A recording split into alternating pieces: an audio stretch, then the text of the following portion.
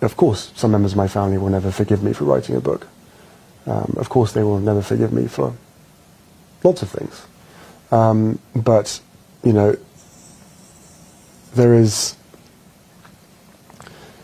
I would love reconciliation with my family. Prince Harry, the Duke of Sussex, once the golden boy of the British royal family, the charming prince who captured hearts worldwide with his infectious smile and military service, now finds himself trapped in what royal insiders are calling the most devastating crisis of his post-royal life.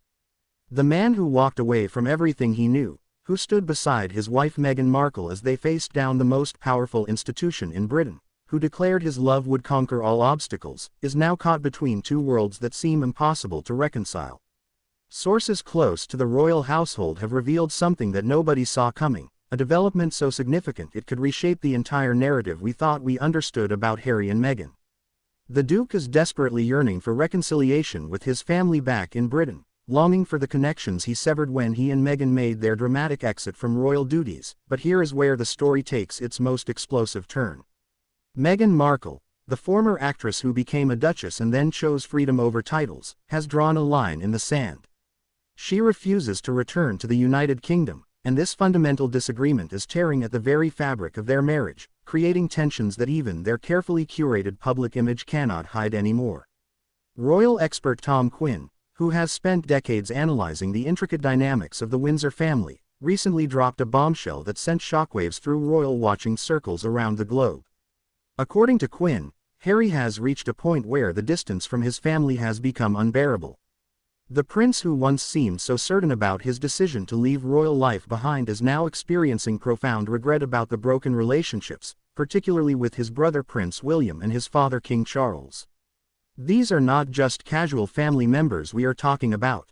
This is Harry's blood, his childhood companions, the people who understood what it meant to grow up in the bizarre fishbowl of royal existence. William and Harry were once inseparable, two brothers united by the tragedy of losing their mother Princess Diana, bonded through their shared experience of grieving under the merciless glare of global media attention. But that brotherhood has fractured, possibly beyond repair, and Harry is feeling the weight of that loss more heavily with each passing month. The situation has become so dire that Harry has apparently been making overtures toward reconciliation, tentatively reaching out through intermediaries, testing the waters to see if there might be a path back to some semblance of normal family relations. But every attempt hits the same immovable obstacle: Meghan's absolute refusal to set foot in the United Kingdom again.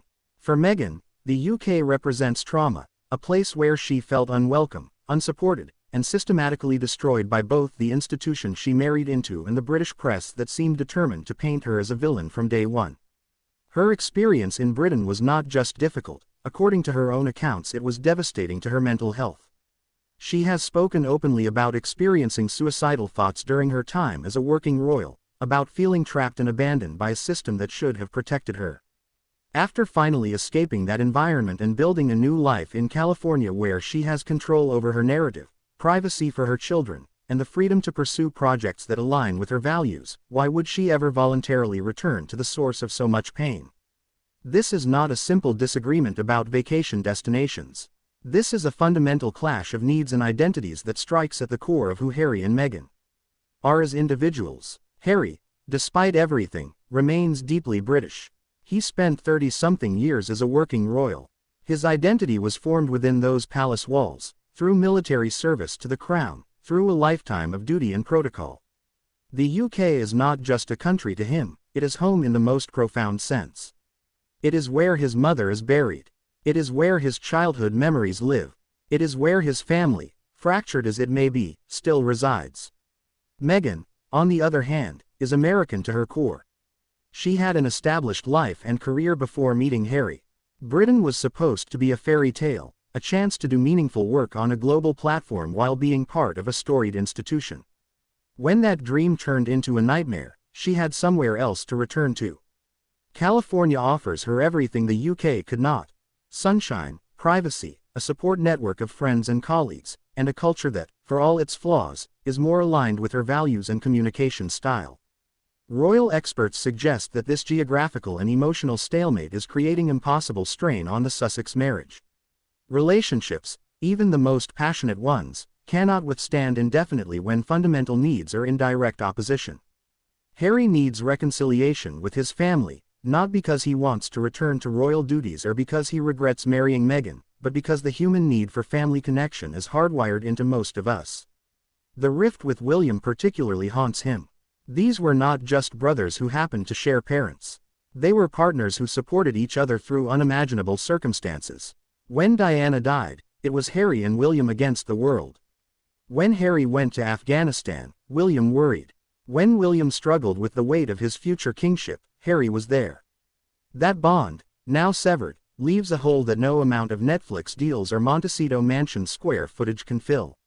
But asking Meghan to facilitate this reconciliation by returning to the UK is asking her to re-traumatize herself for the sake of relationships that, from her perspective, failed her when she needed them most. Where was the family support when the British tabloids were publishing vicious attacks on her character almost daily? Where was the institutional protection when racist undertones colored coverage of her and her son Archie? Where was William's brotherhood when Harry needed someone to understand why he had to protect his wife? Meghan sees the situation through a completely different lens, and that lens is colored by genuine hurt and betrayal. She is not being stubborn or difficult, she is protecting herself and, by extension, her children from an environment she believes to be hostile and potentially dangerous to their well-being. The timing of this crisis could not be more significant.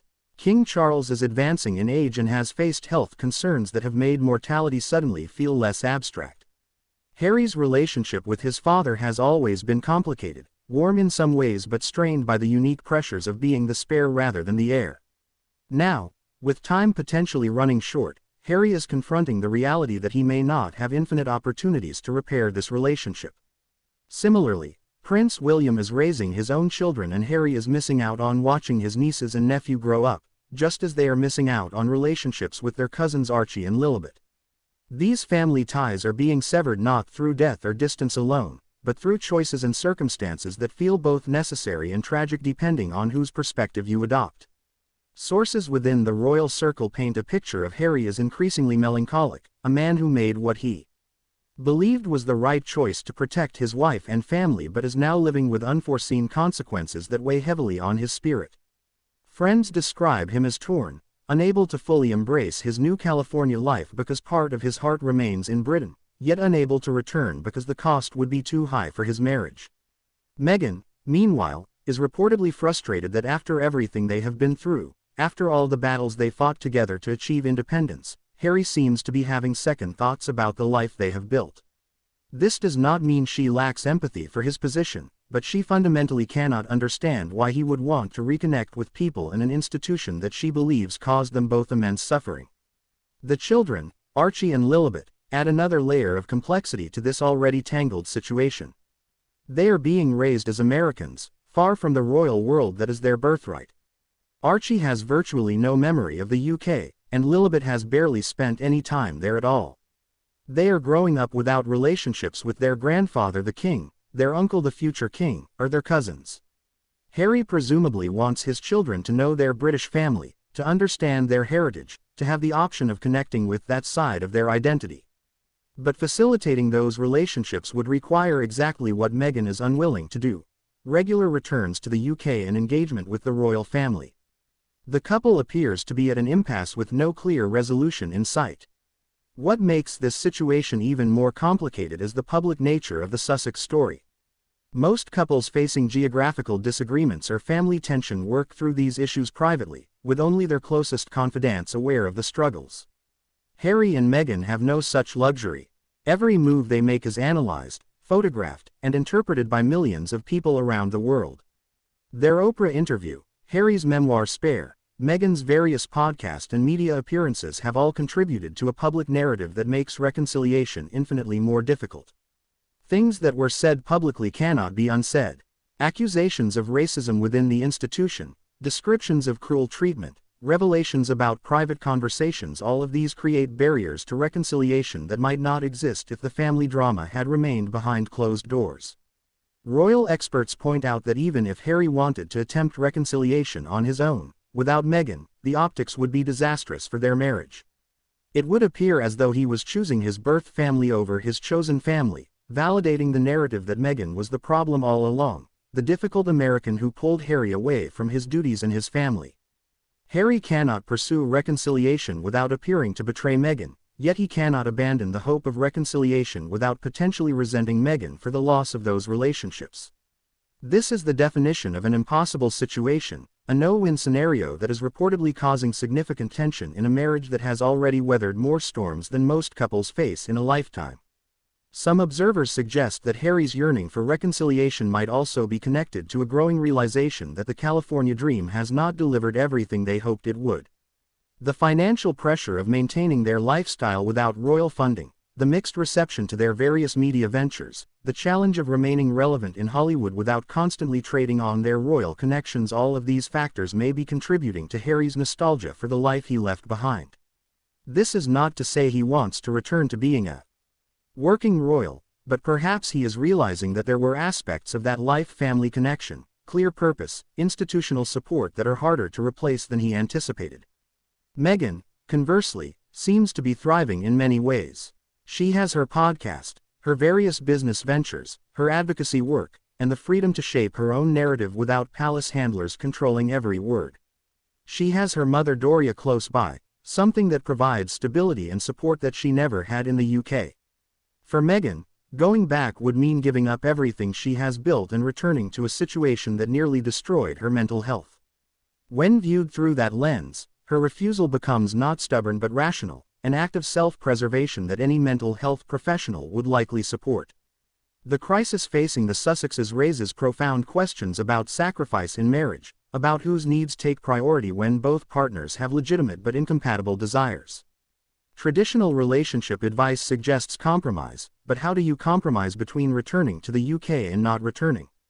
How do you split the difference between reconciling with family and protecting yourself from trauma?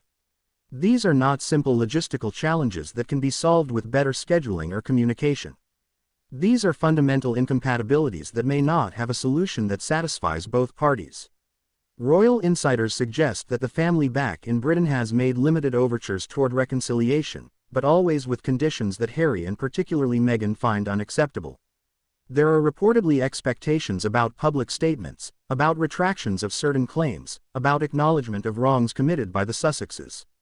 Meanwhile, Harry and Meghan have their own list of demands: apologies for lack of support, acknowledgement of the racism they faced, changes in how the institution operates. Neither side appears willing to bend sufficiently to make progress possible, resulting in a stalemate that grows more entrenched with each passing month. The situation is further complicated by the reality that even if Meghan agreed to return to the UK, the environment that caused her so much pain has not fundamentally changed. The British tabloid press that hounded her would spring back into action with renewed intensity. The social dynamics within the royal family that left her feeling isolated and unsupported would likely persist. The institution that she felt failed to protect her has not undergone the kind of systemic reform that would make her feel safe. So even if she were willing to set aside her own trauma for Harry's sake, she would be walking back into a situation that has not materially improved, expecting a different outcome. That seems neither reasonable nor fair to ask of anyone. As this crisis unfolds, the world watches with a mixture of fascination and sadness. Harry and Meghan's story captivated global audiences because it seemed like a modern fairy tale, a prince who chose love over duty, who was willing to walk away from unimaginable privilege to protect his wife and future children. The narrative was romantic, revolutionary even, a challenge to centuries of protocol and precedent. But fairy tales typically end at the happily ever after. They do not show us the complicated reality of the years that follow the dramatic gesture. What we are witnessing now is the sobering reality that love alone cannot solve every problem, that dramatic choices have lasting consequences, and that sometimes the things we run from continue to chase us no matter how far we go. The fundamental question that remains unanswered is whether this crisis represents a temporary rough patch in the Sussex marriage or a fundamental incompatibility that will only grow more problematic over time. Can Harry make peace with the loss of his British family connections, or will the yearning eventually turn to resentment? Can Meghan soften her position over time, or will Harry's continued desire for reconciliation feel like an invalidation of everything she suffered? These are questions that only time will answer, but the current trajectory does not inspire confidence in a simple resolution. What seems increasingly clear is that the Sussexes made their dramatic exit from royal life believing that distance would solve their problems, that removing themselves from the toxic environment would allow them to heal and thrive. What they perhaps did not fully appreciate is that you cannot cut ties with family, particularly family as famous and omnipresent as the British royals, without ongoing emotional consequences. The institution they left behind continues to exert gravitational pull, showing up in tabloid headlines, in the questions their children will eventually ask, in the part of Harry's identity that will always be irrevocably royal. You can leave the palace, but the palace never entirely leaves you, and that paradox is at the heart of the crisis now consuming the Sussex marriage. Make sure to like this video, subscribe to the channel for more royal updates and exclusive insights into the lives of Harry, Meghan and the entire royal family. Share this with anyone who follows the Sussex saga, and drop a comment below with your thoughts. Now here is the question that everyone is asking. Do you think Prince Harry and Meghan Markle can survive this fundamental disagreement about reconciliation and returning to the UK, or is this the beginning of the end for the Sussexes as we know them?